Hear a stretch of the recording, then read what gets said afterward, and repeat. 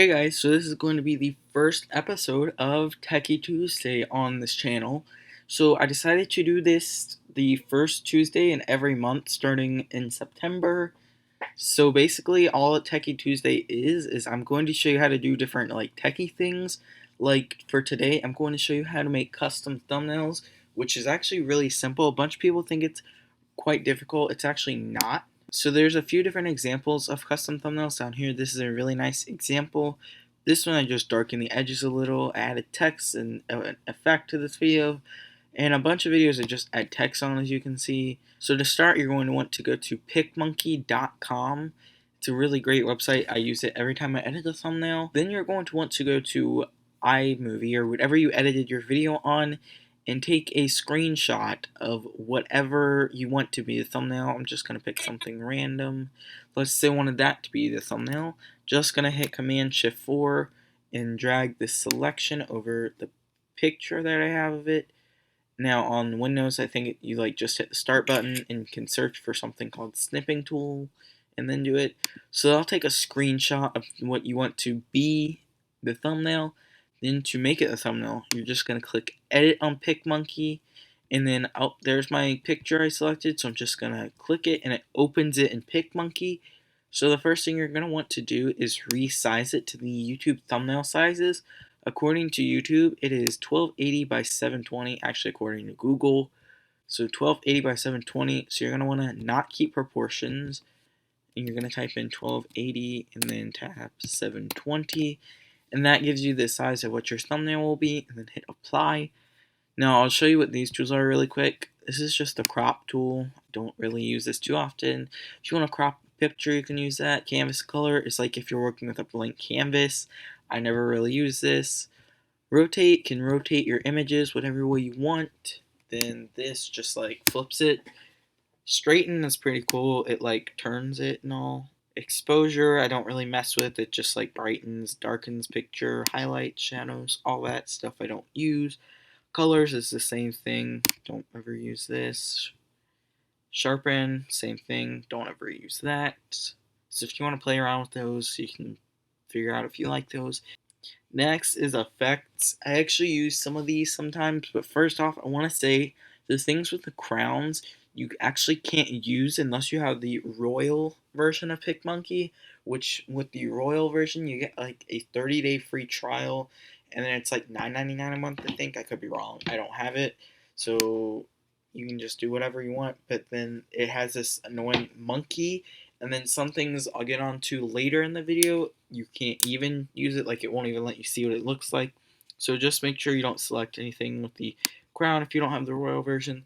This is how I darken the edges on that one video, this one right here. So you can change stuff around and all. Do whatever if you want to do that. There's different things like Frost adds the white edge around it. I don't use too many of these. I use that some, and then I also have used the focal soften, which is takes the circle. You can make the circle however big or small you want, whatever, and it blurs everything. And you can choose how blurry you want or how not blurry.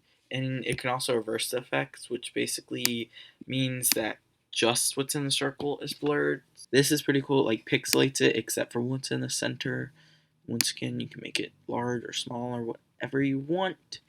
So it's just really a matter of playing around with these things and finding out which one you like. So those are the effects. Next, moving on to touch up. I have never used these. It's just touch up. I don't worry about those. Next, we're going to move on to adding text, which is probably the most important thing you want to know. I don't know. So to add text, just hit add text and type whatever you want. So once you have your text, you can select whatever you want. I get it. But you can select the whole thing if you want. Then you can change the color, whatever you want. Okay, I'm going to stop saying that because it's annoying. White is at the top, black is at the bottom. There's colors in between. Just go with that one. Some fonts you can make bold or italicized. Some you can't. Just depends on what font. Make it larger. Whenever you make it larger, this happens. So what you need to do is just take it, drag it out, or drag it in, whatever you want to do. Oh my gosh, I said it again, I didn't mean to. Now let's say this was dashed or something and that was on the next line. Now if I wanted this all to be centered, I could just highlight it and center it, and there it's centered. Or if I wanted it on the other edge instead of this one, it'll just go like that. And then to position it, just click out of it and click and drag wherever you want it. See, I said where, not what. And also you can choose the number, the size here, like whatever you want. I said it again, I keep saying it, I didn't mean to, I'm sorry. Or you can also like pick here out of the most popular ones, I guess. Blend mode I don't really use, it just does some fancy stuff. I'm not that fancy though. You can flip it. I don't ever use this, but now to select different fonts, just click everything, highlight it all, and then PicMonkey has a bunch of different cool fonts you can use, which I love their fonts. That's something I really like about PicMonkey. You can choose any of these fonts. Those are the ones that I use most often. There's all these different ones to choose from. You can just go through. Remember, the ones with the crowns, you can't pick unless you're royal. Remember? So they have a ton of different fonts, which is really nice. And then there's also these, which I don't ever use. I think they're like basic Microsoft Word fonts. I'm not really sure. Next is the overlays, which is basically pictures on pictures. Let's say I wanted the text in the middle, but it's kind of hard to see. Well, I mean, it would be if it was a different color. I can add a box to the background, which you can just click and it'll go in the middle, or you can drag it wherever you want, either way. Now you're probably wondering what I can do with this big black box, especially because it just covered my text. But if you right or double click and hit send to back, then you can see it, the text on top of the box, which is really cool. You can of course change the color of the box. If I want to do it white, you can do that. Then what I like to do a lot is fade it to where you can sort of see the background, but it still stands out a lot to where you can see the text.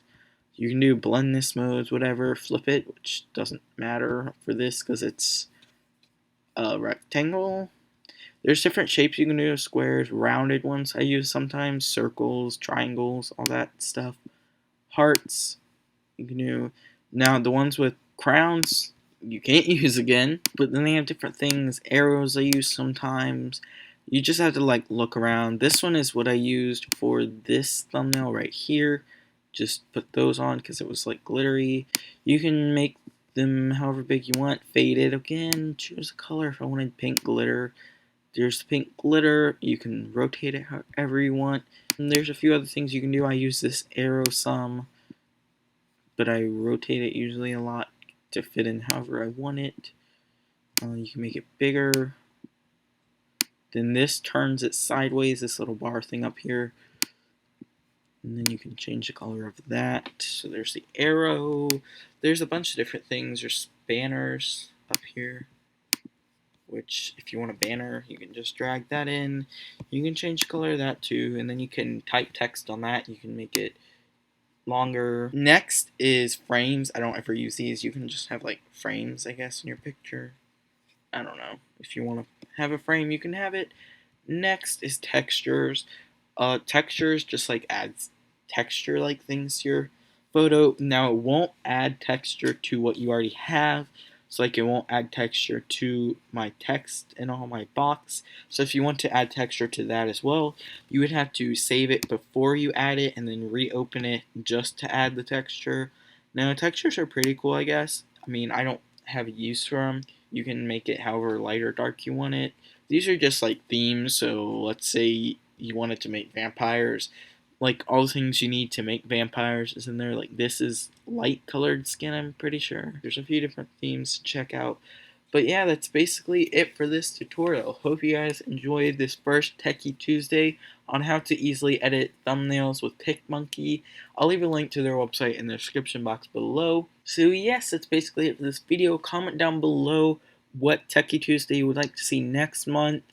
And yeah, that's it. I'm going to include a time-lapse now of me editing the thumbnail for this video.